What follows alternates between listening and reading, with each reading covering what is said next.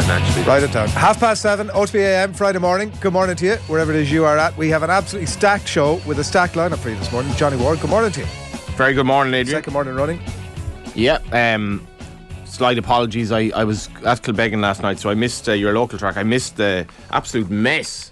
We have we'll get into that. Harry Maguire back on the back page again, and Man United 2-0 up, lose 5-2 over the two legs. So I missed the mess, but I'm looking forward to hearing you guys discuss what went wrong. And has it all gone wrong already for Ten Hag? We'll get into that. Don't worry about it. I better introduce him because I get a weekly review, Johnny, into my WhatsApp inbox every Saturday afternoon. WhatsApp inbox. It could be several voice notes from Canada with a review of the show. And what's gone wrong, what's gone right. It can be a very critical review from this particular source in Canada. But sometimes it says, why is Colm jumping in before he gets introduced? So we'll welcome him on into the fold. Colm Boohig. Exaggerated Good kind morning of delay there. Great to see you. Morning, Johnny. Pleasure to be in your company. Morning, Johnny. Great to have you in 2 days in a row. I was in Canada a few months ago. What a spot, like. Yeah. Toronto, unbelievable city. My buddies just moved back there. For work, yeah, and I suppose at this age when you move somewhere like that's the 1980s kind of you're gone forever. Like what part? One phone call a month. What part of Toronto? He's in Toronto. I've never been to Canada. Toronto is just very expensive. Like I've heard that. It's the same. It has the echoes of Dublin, but like a really friendly, beautiful city. Yeah, the review I got at Toronto was it's just so perfect and well run that it's almost boring. I didn't find it boring. There's no edge to it. And you can go in this public park and you could have like 15 different groups all doing different things. And the idea was, if that was in Ireland, like, it would all just be messed up. Like, you'd have gangs infiltrating other ones. There'd be a bit of what part of Dublin aggression. What part of Dublin? Yeah. What gangs? Are the gangs hanging around the parks doing like yoga? I don't think that's too much of a stretch. Like you have one gang over here doing yoga and then another gang over here doing Pilates, and that they might sort of, there could be a ruckus. So in Canada, yeah, it just doesn't work out, like, you know. And but listen, there's enough to talk about. Johnny's already prompted us. What happened there? No, before all of that, Kilbeggan. Stop now. No. That Kilbeggan, yeah. Jim Sheridan was there. Right. I was like, what are you Movie doing director. So I ended up big racing man. He owned Vinnie Rowe, who would have bed a really good stayer for Dermot Wells, and really, really good horse. And Jim is working on. Told me he's working on the next kind of sequel, I guess, to the Sophie Tuscan de Plantier stuff. And he did mention how well it had done in terms of viewing figures. I don't know if you watched it. Oh, yeah. I watched all those Sophie Tuscan de Plantier stuff. Yeah. The podcast, amazing. The podcast, yeah. And he's working on, interestingly, when talking about Dublin gangs, he's working on, I think it's a movie about his mother's upbringing sort of in Sheriff Street direction and the Catholic upbringing that he had in the Catholic Ireland at that time. So it sounds very interesting. He kind of didn't have a lift home. Did you give a spin, did you? I was like, first of all, I don't drive. Like, so I was offering Jim Sheridan a lift home, even though I myself was getting a lift home from a guy who works in sort of for the old turf club. It would all have been very bizarre. Unfortunately, didn't materialise, but he was getting the train to Tullamore, then he was getting a lift to Kilbeggan. And it was just all very surreal. It was a really like run-of-the-mill race meet at your local track, as I'll mention again. And there was Jim Sheridan talking about the future and the past and what is past passing into come and all that. Lovely man. There's just a quality to Johnny Ward meet that I think at some point or another we just need to make happen. I did actually mention this with our old buddy Kieran Bradley, who's doing so well with his podcasts of late. I did mention this in a WhatsApp group yesterday. An idea for a podcast, right? Because I do podcasts, but they're basically like weekly stuff on what happened this week. But podcasts that you can download on road trips I love them. I really do love them. Like you know, Gubu and West Cork and all that stuff. Meeting the Murderer. Oh yeah. So I was thinking, I've become a bit fascinated by, this is not a murder now, I've become a bit fascinated by Jerry Hutch. You sit with us over there. Come on, relax. I've become a bit fascinated by Lean into it. By Jerry Hutch. Colm, you'll love this by the end. I've become a bit fascinated by Jerry Hutch. Right. How about doing a podcast where you see the other side? Why did you go down this route? Why are you in life in prison? What was your upbringing like? Have you any remorse? Go to the prison, delve deep into the soul of the murderer. And do an 8-part series sponsored by something. Got let off during the week, of course, is the point that we were probably. He wasn't a murderer to make there. No, but I'm just fascinated by him and his kind of reputation in the inner city. How people seem to love him. Yeah, I think Harry Maguire should have dealt with the ball Morgan much better from David de Gea's pass. Beaten you to the punch on that line of. He's done a series of interviews with. Not in Ireland, though. Not in Ireland. Colm's just disgusted over it. The more he's disgusted, the more I'm tempted to we just keep the conversation. Yeah, it'd be great. It'd be a great show that way. Yeah. Eating Harry Maguire. Very interesting. What? Now that you're like. My first thought, because the commentary team were saying like, oh, what's David de Gea doing passing that ball there? But I was thinking modern elite football, top level, like Harry Maguire called for the ball. He was in space when De Gea had the ball at his feet, and as many people said online, if they had punted that up the field, which is his natural instinct to do, he would have been criticised for that. Oh, this guy can't play ball. So then he passes it into Maguire's feet. It's not the crispest of passes, I'll give him that. But it is good enough for a player of Maguire's calibre, because Maguire isn't a bad player. Like, when he plays for England, Maguire is decent. He gets the ball at his feet and then immediately close down by 3 Sevilla players. Do one of two things. Like, let the ball beat you and turn your man, and have enough instinct and awareness around you that you know that these players are too close to you, so just turn around, or pass it straight back to De Gea. And then you lost me as to Maguire look for the ball from De Gea, because then Sevilla immediately they go into the mode of like, he had space. If you watch it, it doesn't matter. If you watch it back, right, and even on the TV last night, they did an excellent piece of analysis on it. Just to point out, myself and Colm were over back on WhatsApp about it last night, and I did call that early on in relation to the goalkeeper. But there's an obsession, and I was listening to TalkSport in the way, and as I do every Friday morning, there's an obsession with saying it was Maguire's fault or it was De Gea's fault. There's loads of blame to go around. Like, they were both absolutely. That's why we're here. And De Gea plays it into Maguire, and as you say, you said it last night that he could just play it back to him. That wasn't an option. It wasn't. It was 100%. I would urge you to watch back the clip. I've watched it several times in increasing incredulity. It was not of what an happened. option to pass back, because what they'd done was the Sevilla attackers had on 3 sides box Maguire in, so the only option was to turn tail and go back up the pitch, which is of course what he should have done. They sprang a trap. Because they were told Maguire is going to be vulnerable on the ball, and probably De Gea. Yeah, and also, by the way, I wouldn't say like I haven't even seen him. He's not that bad on the ball. It's confidence. It's confidence. The one thing that he's supposed to be okay at is good on the ball. Yeah, but like there wasn't a huge amount of evidence of it in that. His thing is he's not a quick turner, right? So, but he should have had the wherewithal and ability to swivel on the ball. It's also like at that level. You're talking the top level of the game. Like, you're not being harsh. I also think that De Gea had a part to play in each of the goals, right? Like all 3, very significant part in one of them particularly. But which would imply that his confidence was kind of shot a bit after the first. Well, I think that almost from like Ten Hag's point of view, like it's nearly good for him that sort of stuff happened to De Gea last night or happened to Maguire, because we should be talking this morning about United's major shortcomings. Well, and you'll talk about a couple of instances, but like, geez, looking at that game last night as a United fan, you must be hugely concerned. Like the progress that had been made previously. None of this is new stuff, right? I think that when you talk about where United's issues are, you talk about they need a new goalkeeper, they need a new centre back, they need a playmaker with some experience and a bit of an attitude in the centre of the pitch, and they need an attacker. Yeah, I was trying to it's not new news. Concerning is a good word, definitely. And he said to me, I was like, this is an unbelievable result, like 3-0. And the agent said to me, is this not a bit of a trend?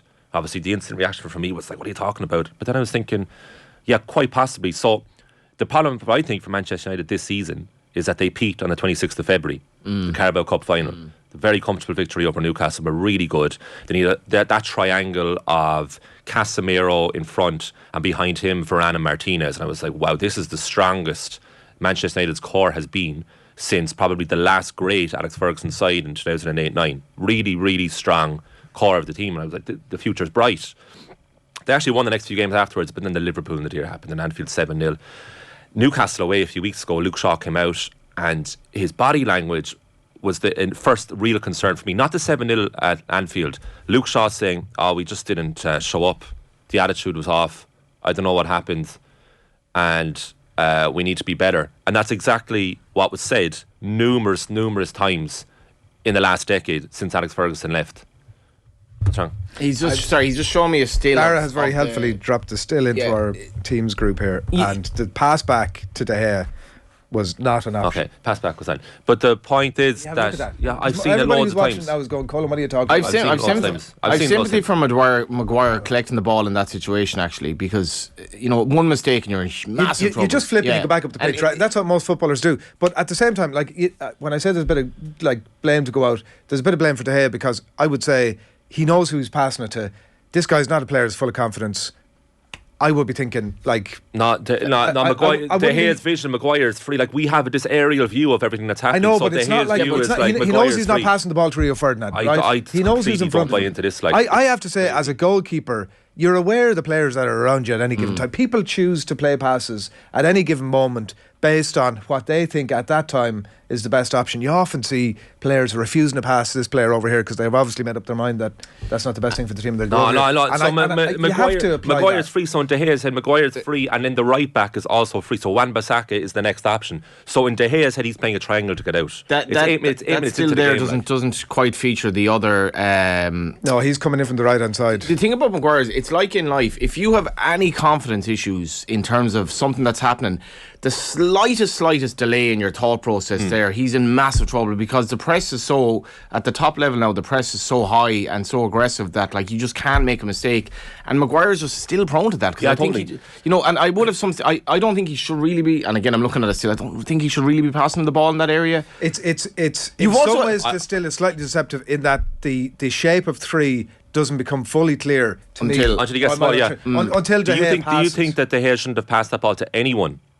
Well, you see, you have three players high up the pitch initially, so that means that there are 8 players for the rest of the pitch. So Man United probably have an edge elsewhere up the pitch. Yeah, but your split second point. But this is the thing about passing the ball out from the back. There's such a risk for us. Ward. Ireland did it for a good few games under Stephen Kenny and basically stopped doing it then from Bazunu, because it's not worth your while if you lose the ball in this situation. If you break the press, then you might be in a good situation, but you have to have unbelievable players to score from effectively your own goal line.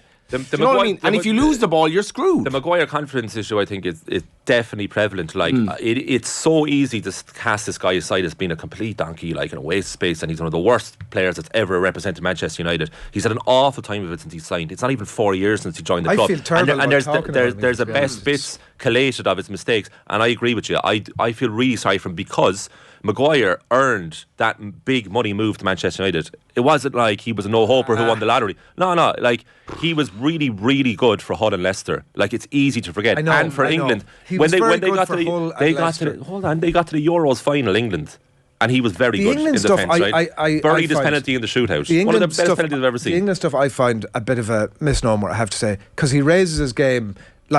Of all the countries to be talking about this, we've had players over the years who were average enough at club level and always raised their game to an unbelievable level when they came play for Ireland, and that's the case with Maguire. But the insinuation is he could go on to, he needs to get out of Man United. That's my point. Everybody is agreed on that. John, but there's this insinuation. The biggest one. There's this insinuation that if he goes to another club, that he's suddenly going to be the player that he plays for England. And I'm not 100% sure that's going to be true. He needs to reset. And literally any other club will help him do that. And he may never be the same player as he was. Sad thing as well is we might see the incident of the jockey who lost the race last night, and in terms of the social media reaction. Yeah. If Harry Maguire had a really bad injury in his next game and retired, he's tainted for the rest of his life now by not only the abuse he got, but he can't even go into a restaurant without thinking somebody's going to look at me. That's your man. It's terrible. It is. It's really sad. And as much as he's making a lot of money, that's actually a hard cross to bear for him. And also, Johnny, his body language doesn't help him, because he has there's a sympathetic vibe to him, and he hunches his shoulders. He doesn't carry himself as tall as he actually is, and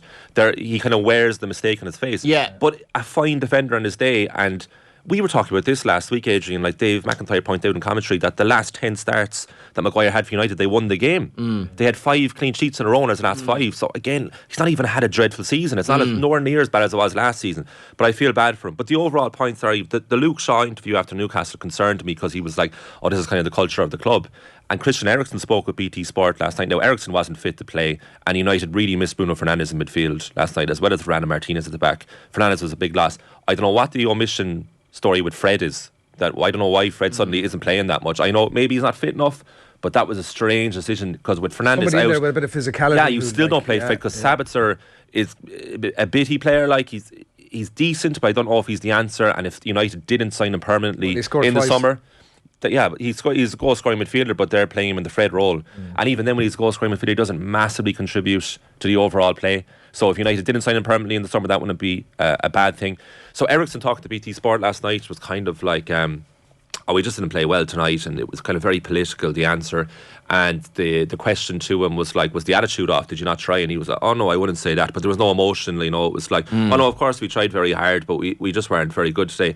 And it reminded me of the dying days of the Arsene Wenger era at Arsenal, when they had poor result after poor result. And I remember Theo Walcott coming out on Monday night game, Sellers Park, poor defeat away to Crystal Palace. They lost 3-0, and he was just like, oh look, we'll go again, we'll go to the next game, and we'll try, hopefully we'll be able to convert our chances, and there's no problem, we'll get better.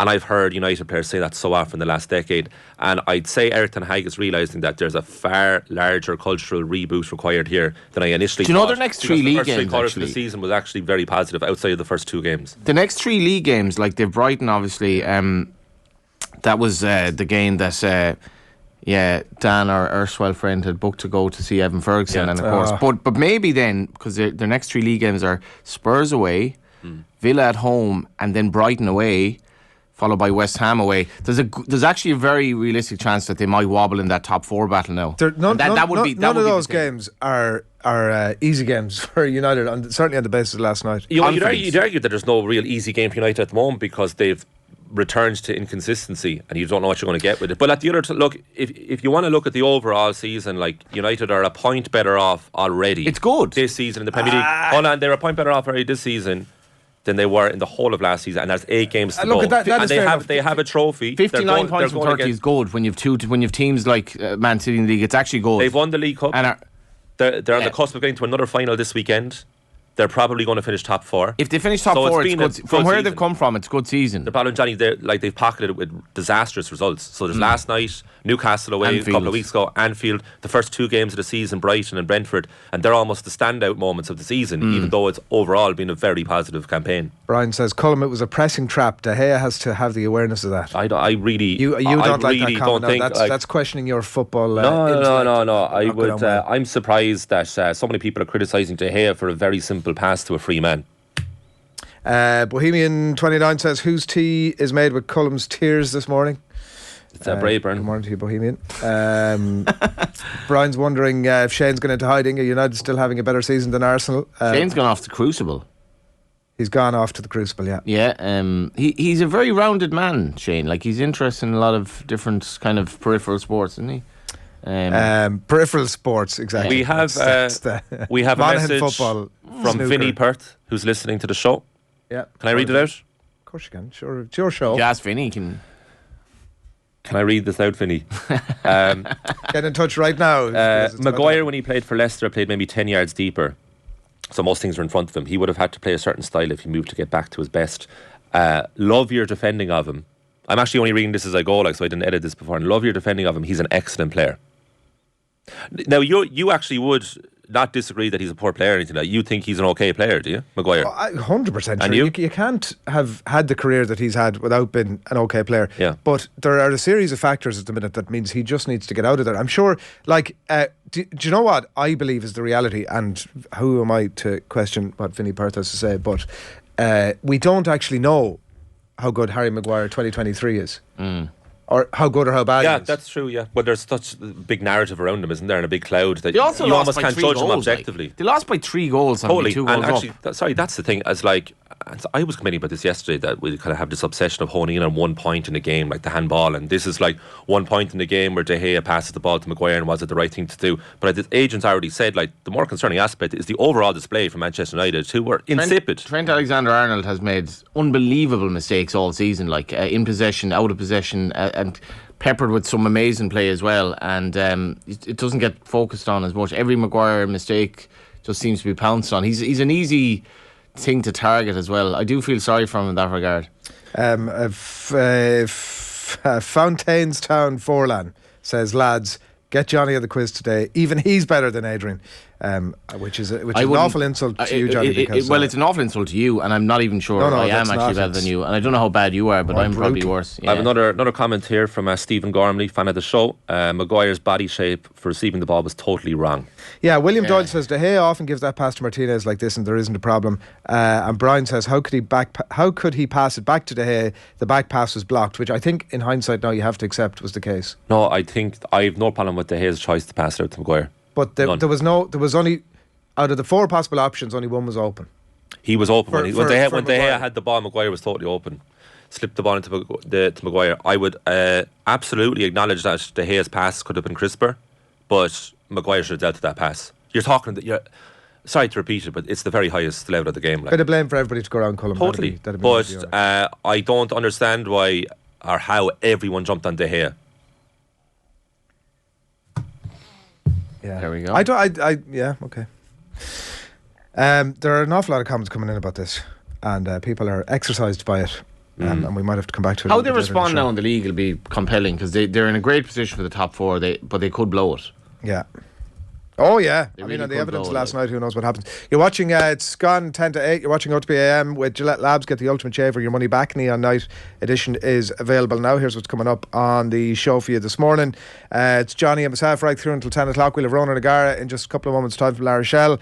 Some reflections on last weekend, and looking ahead as well to the latter stages of the Heineken Cup and plenty more. If you have more questions, comments for Rog, do get them into us. Neda Manua will be with us after 8 o'clock, and we'll be having plenty more Manchester United, plenty more blame to go around, Nedham. I think it'll be one of the main things we'll be talking to him about. And obviously what an exciting run of games ahead for Man City as well, which we will touch on.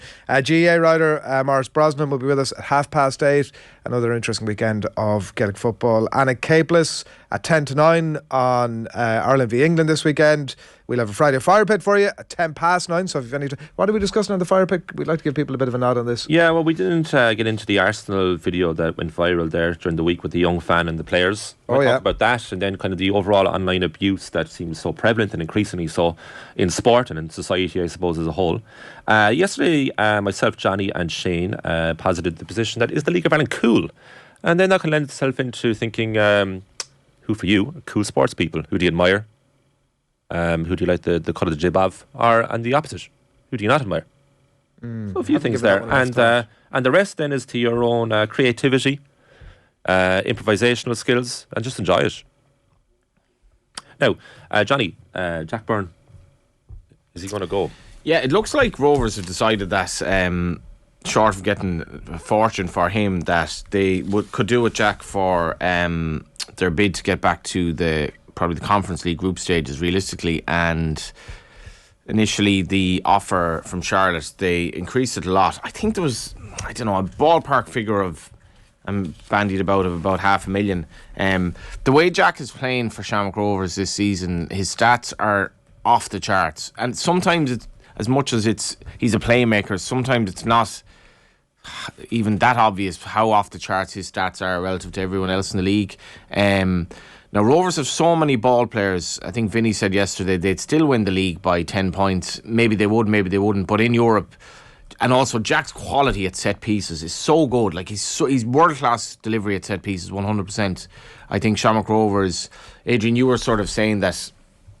I think you did pop at them that they can qualify and he can sit on the bench. And I actually met a Shamrock Rovers fan in Kilbeggan who said that the last time he met Dan was in Malta, and I was like, well, that was the night you basically threw in the towel. And Shamrock Rovers sort of did. They put out a second string team, but the thing for Rovers is to get to the group, because that's where the money is, and take it from there. I think this year that's where the money is, and then they don't go after the results. I think this year, in fairness to Rovers, I kind of see what they were doing at the time, because realistically they wanted to win the league to get back to that level this season and take it from there and be better, I think, if they get to group stages, which is still a big if. But Jack Byrne is massive for them, and I'd be very disappointed if the League of Ireland is cool, partly because we see people like Jack Byrne. For him it must have been very, very, very tempting. Jack would love living in America, I'd say, playing at that level, but Rovers seem to have held out, and that's pretty cool.